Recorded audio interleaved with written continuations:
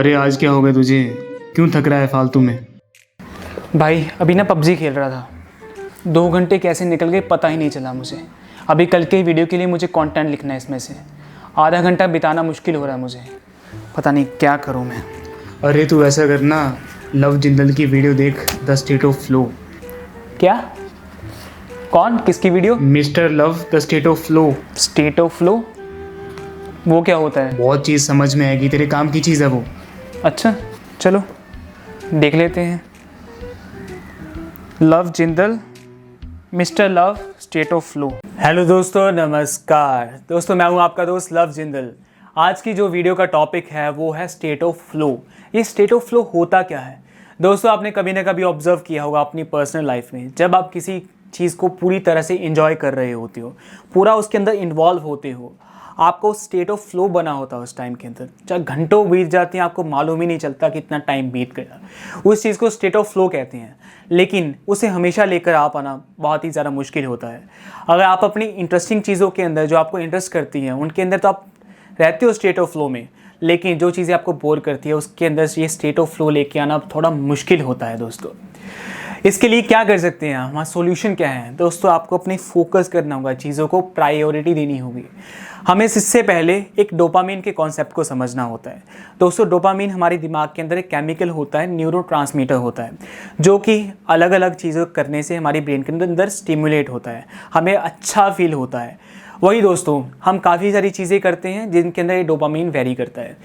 किसी चीज़ को करने से इतना डोपामिन हमारा स्पाइक होता है, किसी चीज़ को करने से इतना हमारा डोपामिन स्टिमुलेट होता है, किसी चीज़ को करने से इतना स्टिमुलेट होता है। तो सपोज करते हैं आपने कोई बहुत ही मज़ेदार इंटरेस्टिंग काम किया, जैसे कि अपनी फ़ोन्स के ऊपर रील्स देख लिए, या आपने कोई गेम खेली, पबजी खेली, तो उस टाइम के आपका स्टेट ऑफ फ्लो यानी कि आपका डोपामिन इस हद तक स्पाइक होता है। उसके झट बाद आपको कुछ पढ़ना है, कोई ज़रूरी काम करना है, ठीक है, उसमें आपका डोपामिन यहाँ पर हाइक होगा, तो वो नीचे जाने में आपको दोस्तों पेन फील होगा, जिसके कारण से आप उस काम को नहीं कर पाओगे।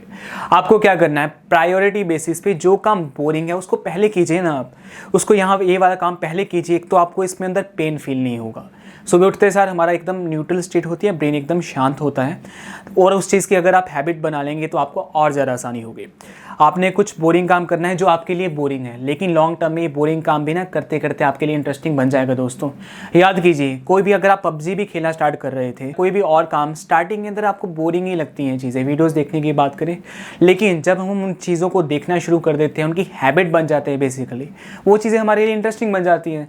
बहुत ही सिंपल सी बात है। इसी तरह हमारा जो ये बोरिंग लगने वाली चीज़ है, जो आपको कुछ पढ़ाई करनी है, ठीक है, उस कॉन्सेप्ट को समझना है, पहले उसे कीजिए। आप उसको टाइम दीजिए, आधे घंटे पौने घंटे का, पौने घंटे के बाद उसे छोड़ दीजिए, ठीक है ना। उसके बाद जब आप पबजी खेलेंगे या कोई और भी इंटरेस्टिंग चीज़ जो आपको इंटरेस्टिंग लगती है, ठीक है, उसको करेंगे, तो आपको उस चीज़ को करने में और भी ज़्यादा मज़ा आएगा, बहुत ज़्यादा, क्योंकि वहाँ पे आपको और ज़्यादा स्टिमुलेट हो जाएगा। आपकी खुद की नज़रों में आपकी वैल्यू बढ़ेगी, आपकी सेल्फ एस्टीम रेज होगी, क्योंकि आपने पहले वो डिफ़िकल्ट काम, बोरिंग काम पहले कर चुके होंगे, उसके बाद आप रिवॉर्ड के रूप में इस चीज़ को कर रहे हो। तो इसे बस ऐसे ही दोस्तों हमारा स्टेट ऑफ फ्लो बनता है। हमारा स्टेट ऑफ फ्लो दोस्तों हमारी हैबिट से भी बनता है, जिस चीज़ को हम हमारी हैबिट्स में डाल लेते हैं। स्टार्टिंग के अंदर मोस्टली चीज़ें हमें डिफ़िकल्ट ही लगती हैं दोस्तों करने में, ठीक है ना, लेकिन जब उन चीज़ों को हम करते रहते हैं, हमें वो चीज़ों को करना आ जाता है, हमारे लिए वो आसान बन जाती है, और उन चीज़ों को करने में मज़ा भी आने लगता है, चाहे वो कोई भी चीज़ हो दोस्तों। इसी तरह से हमें इस चीज़ को समझना है और अपनी प्रैक्टिकल लाइफ में इंप्लीमेंट करना है। करते करते आप देखोगे कि टाइम बीते बीते आपको वो चीज़ इंटरेस्टिंग लगने लगेगी, आपका स्टेट ऑफ फ्लो बन जाएगा, और दोस्तों आप उस चीज़ में परफेक्ट होते चले जाओगे। घंटों बीत जाया करेंगे, आपको टाइम का पता ही नहीं चलेगा, ठीक है। इसी तरह में आपको बस स्टार्टिंग में सिर्फ एफर्ट लगाना है, कुछ टाइम, कुछ उस बोरियत को फील करना है, लेकिन कुछ टाइम बाद ही आपको उसके अंदर इंटरेस्ट क्रिएट हो जाएगा, जब आप उसको रेगुलर बेसिस में अपनी हैबिट्स के रूप में करोगे। इसके साथ ही आपको एक और इंटरेस्टिंग कॉन्सेप्ट मैं समझा देता हूँ, जो है सर्कैडियन रिदम का। सर्कैडियन रिदम हमारी बॉडी की एक रिदम होती है, जो कि 24 घंटे बाद हमें याद दिलाती है कि हमें ये चीज़ करनी है। उसके लिए भी हमें एक हैबिट पैटर्न को तैयार करना होता है। सपोज़ करते हैं हमने आज 4 बजे एक बुक पढ़ी, ठीक है, जो कि हमारे लिए पहले बोरिंग थी। हमने जैसे तैसे करके 30 मिनट के लिए, 15 मिनट के लिए, 10 मिनट के लिए उस बुक को पढ़ लिया।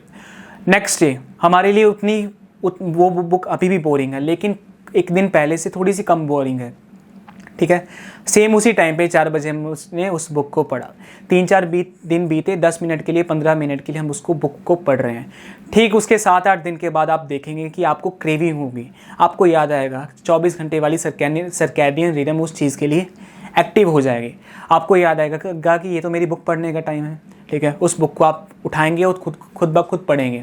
आपका धीरे धीरे करते जो 10 मिनट का टाइम था बोरिंग, जिसको आप बोरिंग समझते थे, वो 30 मिनट का, 40 मिनट तक का भी हो सकता है चलते चलते, और 1 घंटे का भी हो सकता है। आपको उस बुक से प्यार हो जाएगा।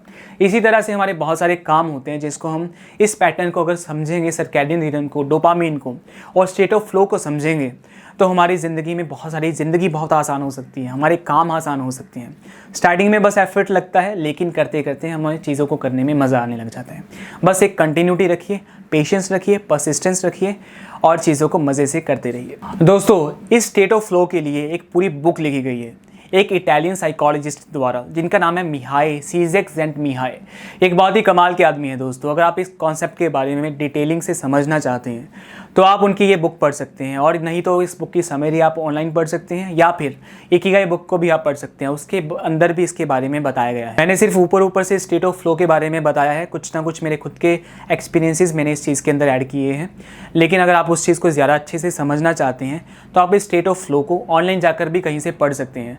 आपको बहुत कुछ जानने को, सीखने को मिलेगा, और अपनी प्रैक्टिकल लाइफ में इम्प्लीमेंट करके आपकी लाइफ बेटर हो सकती है, और आपके लिए जो चीज़ें बोरिंग हैं वो इंटरेस्टिंग बन सकती हैं। सो दोस्तों, आपका बहुत बहुत धन्यवाद अपना कीमती समय मेरी इस वीडियो को देने के लिए। मुझे उम्मीद है कि आपको मेरी ये वीडियो बहुत अच्छी लगी होगी, और अगर आपको वाकई में मेरी वीडियो अच्छी लगी तो प्लीज़ इसे आगे शेयर कीजिए जिसको इस वीडियो की ज़रूरत है, आपको अगर लगता है, और मेरे चैनल को सब्सक्राइब करना मत भूलिएगा। इस वीडियो को लाइक और शेयर भी ज़रूर कीजिए दोस्तों। मैं आपसे मिलूंगा अपनी अगली वीडियो में, तब तक के लिए जय हिंद।